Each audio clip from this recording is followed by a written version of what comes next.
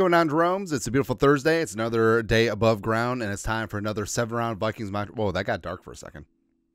It's time for another Vikings 7-round mock draft. And again, so we've been doing it a little bit different this year, where instead of just basically just playing it like a video game, gonna give a little bit more in depth with each pick. And some of the mocks, like today, we'll do it up ahead of time, and then we'll present what went down, what was going on with the thinking from there. But of course, as always, it's not Nam. There are rules here. So scenario: Kirk Cousins leaves. Kirk goes gone with the win. Now, I don't think this is likely.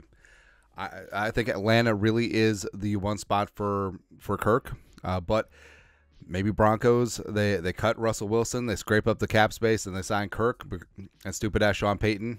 I don't know, man. I don't know.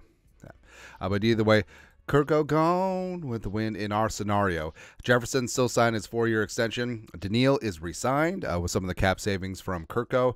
Reisner, Wanham, Hicks, Osborne, and Powell are re-signed at discount rates, we should say. Harrison takes a pay cut to run it back. Justin Madubuike, as well as Sean Murphy-Bunting, added to defense. Now, with Kirk Cousins gone, could you say the Vikings shouldn't go after a guy like Madubuike? They shouldn't re-sign Daniil. They should go young, sure.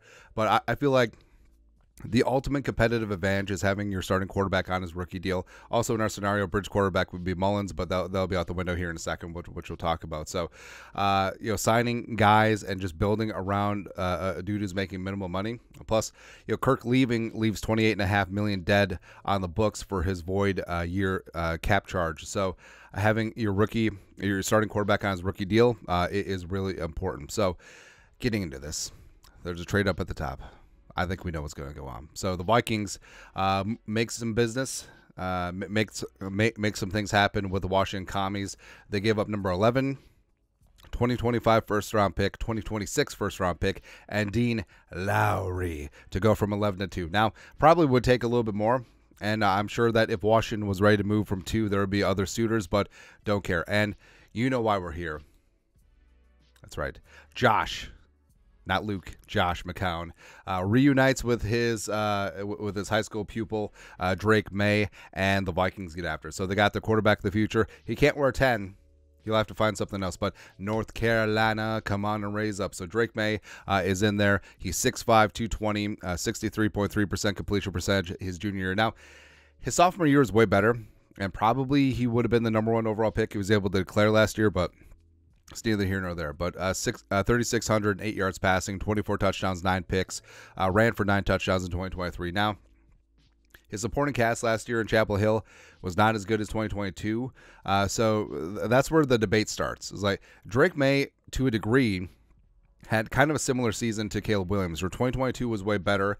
And you could say that 2023, maybe May was trying to make things happen a little bit too much, sure. And you see in like video montages like, oh, here's all Drake Maye's mistakes. Basically, he does gamble at times. He does press. He does try to make things happen, but I don't know. But he is 21 years young. Of course, the McCown connection is huge.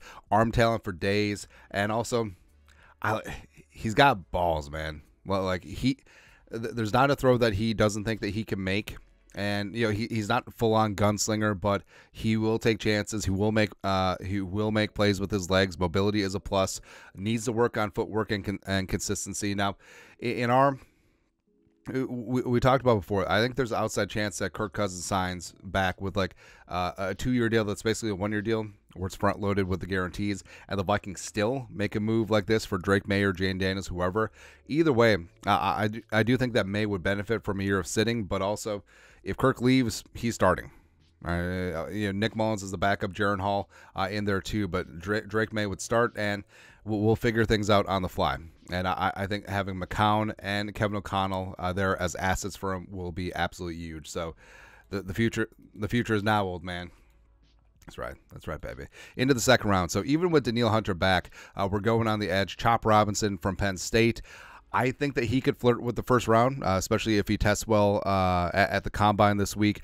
But he's 6'3", 240, 26 pressures, 4 sacks last year, 90.8 PFF grade. Now, you're going to poo-poo him because of the low sack numbers, but it's kind of like Daniil at LSU. It's kind of like Adofo-Mensah at Penn State. Basically, he was consistently making plays, but he just wasn't notching sacks is what it was. But Chop Robinson is a whirling dervish of energy out there, heart and hustle. He's going to get things done. Now, he doesn't check the boxes in terms of length, and that's going to show up at the combine too. But he's got great bend. He's got a first step like Allen Iverson, and he's going to find a way around the edge. So I think Chop Robinson is going to be fantastic in the Vikings defense, and he can be stand up, hand the dirt, working with Daniil Hunter. It's going to be beautiful, man. Also, do we bring Wanham back? Yeah, we brought back Wanham. There you go. So Daniil, Wanham, Chop Robinson, PJ2 in a contract year, and Andre Carter II. Let's go. Let's go, man. Into the 4th round. Now, this is going to be a little bit controversial, but the Vikings go running back in the 4th round. Audric Estime, coming out of Notre Dame, 6'2", 227, bowling ball power, where I know that Braylon Allen, Wisconsin, is the resident power running back of this class, but I kind of like what Estime brings to the table because I think he's got a little bit more shimmy. I think he's got a little bit more scheme diversity than Allen, but 1,341 yards rushing, 18 touchdowns, 6.4 yards per carry last year for the Golden Domers. And also 17 catches for $142. But I think that he is a better receiver than his college numbers say, but he's got power, he's got agility, he's got balance.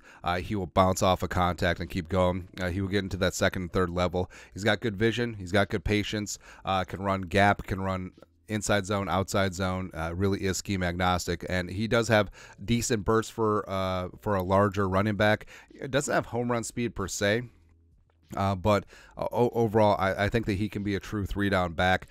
Decent hands, like we said, solid in pass protection. So adding him to the mix of Ty Chandler and Madison, I think that Estime would be really fantastic in this spot. Also in the 4th round. So got Chop Robinson. So we got a great pass rusher on the outside. We got now need a little bit of size on the inside. So Christian Boyd out of Northern Iowa, a Shrine Bowl star. Now he's 6'2", 320. He's not your traditional, just like filling up space nose tackle. He's basically a little bit more of a pass rusher in this spot, but 90 tackles, 22.5 tackles for loss, 10.5 sacks, and 2 forced fumbles. But adept as a pass rusher, as well as he's very good at using his leverage. Now, is it going to be like the run stuffing goal line nose tackle at the next level? Probably not. But I think what you can use him as is a multi-down pass rushing nose tackle with a little bit upside along the interior. So I think Boyd and Chop Robinson in the spot, just really adding a lot of talent and a lot of quickness to that defensive line, which is going to be important. Next up, 5th round. So J.D. Bertrand, a 2nd Golden Domer off the board. So he's 6'1", 233, 41 tackles, 7.5 tackles for loss, 30 pressures, 2.5 sacks, 82.4 PFF grade last year. And he is a meat and potatoes downhill tackler, so a bit of an old school throwback linebacker, really good in the run fits, high football IQ, team captain. Leighton Vander Esch, the comps are I think are pretty adept. And even though the Vikings, in our scenario, they did bring back Jordan Hicks, and he will start with Ivan Pace Jr., I think long-term, even though I love me some Asamoah, but I think just a rock-solid, like old-school paint-by-numbers, downhill linebacker to match with Pace, who is going to be allowed to do Ivan Pace Jr. things, would be the best course of action for the Vikings in the middle long-term. Also in the 5th round, baby. That's right. So getting a new pivot man, Drake Nugent coming out of Michigan. Now, Nugent's interesting. So he's 6'2", 301, was a multi-year starter at Stanford, transferred to Michigan last year, won the national title, paving the way for Blake Corum and company, protecting J.J. McCarthy when they actually did throw him. And he fared well, 78.8 PFF pass blocking grade, 9 pressures allowed, 1 sack, 2 penalties. But we said 3-year starter, but came in cold along the Michigan offensive line and was fantastic and was their leader in the middle, man, which is hard to do with a couple of guys who have been multi-year starters with the Wolverines. But high football IQ, phone booth blocker, a decent quickness, plays with good leverage. Now, again, he's only 301, but he's like the inverse of Garrett Bradbury, where he does have a decent anchor for his size, kind of like Zach Frazier out of West Virginia. So I think Nugent in this spot, he really reminds me of John Sullivan, where you have an undersized center, but he has a decent anchor, decent movement skills, and it plays with really good leverage, and he beats you with his mind. Yeah, I think that's what's going to be Drake. I would draft the entire Michigan offensive line. That's how good they were, man. Next up, speaking of offensive line, so fifth rounder, 166, Walter Roos, coming out of Oklahoma. So he's 6'6", 323. Now, what's interesting is that he was teammates with Drake Nugent at Stanford. But Nugent transferred to Michigan for 2023. Roos transferred to Oklahoma. He was a 5-year left tackle starter. 4 years for the Cardinal, 1 year for the Sooners. Shrine Bowl star, great feet. Although more finesse than power given his size, so it's something to work on. But an 83.8 PFF pass block grade last year, 6 pressures, 0 sacks allowed for Dylan Gabriel and Oklahoma. So as your project swing tackle, welcome in Walter Roos. 2 picks to go. Adding some cornerback depth in Tarheeb Still from Maryland. So he's 6'1", $196. Last year for the Terps, 45 tackles, 5 interceptions, 2 passes broken up, 69.8 PFF grade, which is nice. Would have been higher, but as well as a 72.7 quarterback rating when thrown at. Now, solid in zone, solid in man. Not really the belt buckle press man corner, but is physical. He's aggressive to a degree, maybe too aggressive. Could be biting on play fakes and whatnot, but good hips, solid tackler, limits yards after the catch. Does have a lot of slot experience, so inside-outside versatility is always going to be huge on the floor as defense. And lastly, just a hometown guy, Brevin Spann-Ford, the Mammoth tight end from the St. Cloud. So the multi-year gopher starter here in the 7th round. Now, you can say, well, he's going to go higher. I don't know, man. I don't know. But a career 95 catches, 1,061 yards, and 7 touchdowns. Not last year, over 5 seasons, right? So his receiving numbers were like Spann-Ford made some big-time catches, but his receiving numbers just weren't there, man. And he's sporadic as a receiver, but given his size, 6'7", 270, he's an absolute red zone threat. Size and length are a plus in run blocking. And I've actually had the idea, what is stopping a team from adding 25, 30 pounds of muscle on Spann-Ford and trying to turn him into a tackle? Because I think he, as a tight end, he's not a plus athlete as a tight end, but as an offensive tackle, I think he would certainly get it done. But I think that he's a bit of a Josh Oliver clone, just given the size, given the length, even though Oliver came in as a 3rd-round pick from San Jose State as more of a receiving tight end, but then he became a great blocking tight end, which is kind of ironic. So we'll see what happens there. But especially with Hawkinson potentially up on blocks with the pups, having some more tight end depth will be key. But overall, moving on from Kirk, a new day, a new dawn, and then you bring in, what do we do? We bring in Justin Madubuike, Sean Murphy-Bunting helping on the outside. You bring back Daniil, JJ's extended, and then you move all the way up and find yourself your quarterback of the future. You add some Chop Robinson, Estime, bring some great power to the backfield.